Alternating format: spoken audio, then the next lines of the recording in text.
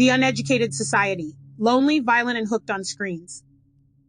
The other day, while walking along a very narrow sidewalk, a teenager, absorbed in his phone, collided with me, even though I had stopped to let him through. He looked up for a millisecond, and his face showed a sense of annoyance and anger at the inconvenience. As if I were a power pole, he did not deign to apologize. His parents, middle-aged people, acted as if nothing had happened. It was an elderly woman, apparently his grandmother, who apologized for the teenager's distracted and rude behavior. The story could be banal, completely inconsequential, if it weren't for the fact that it is repeated daily everywhere, revealing an absolute lack of interest in others. This story is just at the tip of a much more terrifying iceberg that grows beneath the surface of a society that is increasingly lonely, distrustful, moody, apathetic, and dependent on technology.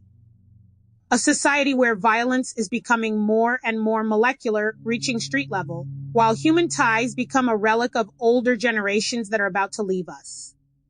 And all this brings us to a controversial point that seems to have become a modern taboo: education. The fault lies not with technology, with mobile phones or social networks, those convenient scapegoats to which we try to delegate our responsibility, but with the fact that we live in what the philosopher Marcello Veneziani called an uneducated society. Uneducated society, the unexpected fruit of a comfortable laissez-faire. Positive education has gone too far, although it would be more correct to say that we have misinterpreted and manipulated it to the point of turning it into a blank check. A convenient laissez-faire with which adults also free themselves from their responsibility as guides and educators of the new generations they have brought to life. Based on the mistaken idea that we are all autonomous, self-sufficient, and rational from an early age, any attempt to educate is seen as an inconceivable imposition, a kind of despicable coercion against freedom, and a lack of respect for the personality of the child or adolescent. A personality that, incidentally, is still in formation and will continue to change throughout life. However, just as one is not born knowing, one is not born educated either. And often self-education, or what children learn with their faces stuck in their cell phones, is far from being enough to navigate the complex ocean of social relations.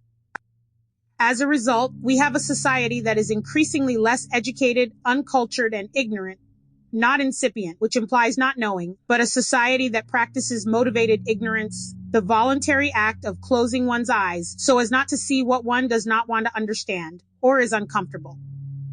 Uneducated society is overflowing with information, but lacks knowledge. It demands rights, but forgets its duties. It wants to be seen and heard, but neither observes nor listens. It wants to be inclusive, but ends up excluding. It raises freedom as its banner, but only its own. It thinks it is educated, but it is uncultured. Turned into a walking paradox, today's society believes itself educated because it knows how to function, but it has forgotten how to relate. It knows how to solve technical problems, but not human conflicts. It knows how to create complex algorithms, but it doesn't know how to look into each other's eyes and connect. This society, so confident of its progress, has forgotten the essential: that without empathy, without listening, and without purpose, the knowledge we have accumulated over the centuries is of little use. Extreme individualism and because I'm worth it culture.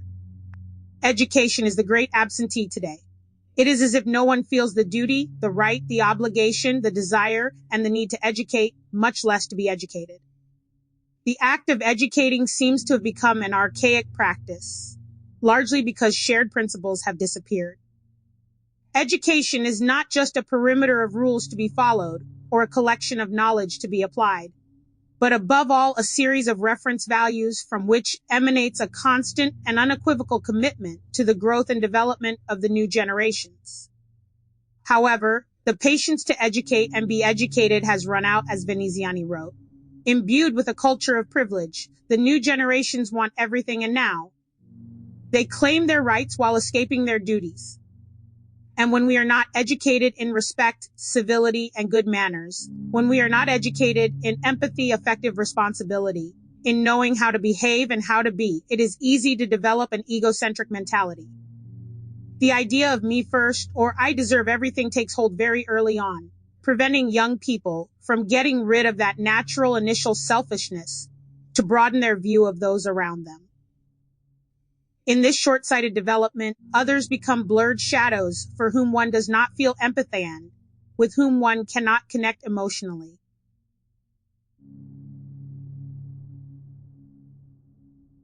In this short-sighted development, others become blurred shadows for whom one does not feel empathy and with whom one cannot connect emotionally. For this reason, it should not surprise us that the rates of youth violence are increasing alarmingly in much of the world, along with cases of mental disorders at increasingly early ages. Goodbye to we. We live in an uneducated society and we don't want to admit it. Historically, the main educators have been the family, the community, the school, and the media. However, lately their weight and roles have changed. While the community has practically disappeared, the school has been reduced to instructing. That is, providing an instruction manual to acquire minimum knowledge that can be used to develop a profession. The media, for its part, has become an amusement park where, rather than informing and educating, they entertain. The family, as far as it is concerned, has given up its role of educating and has limited itself to protecting. Many parents no longer educate their children to mature, assume responsibilities, be respectful, accept their limits, and overcome themselves. Instead, they strive to overprotect their children, shield them from problems at all costs, and blame others for what goes wrong. The refusal to apply any form of authority, limits, or severity, concepts that are not necessarily negative but essential in their proper measure, often results in spoiled and pampered children who become more vulnerable young people who lack the psychological tools necessary to face life and relate assertively. Confusing the idea that everyone should forge their own path with an all-you-can-eat approach where everything is allowed is tempting because of its convenience in times when we all feel exhausted, but it leads to unacceptable permissiveness. Because when limits are not set, egocentrism grows without limits. And at all levels, from that young man who runs over an old woman or a child, because he was looking at his mobile phone while driving to that multinational that destroys all natural resources simply because no one stops them. Personally, I would prefer a society where we can all look each other in the eye, connect and talk, where we all respect differences and boundaries, where we are aware that each person is as valuable as the other, where we take responsibility and strive to correct our mistakes, where we understand that the key lies in balance. A humane society, in short, although that may be asking too much.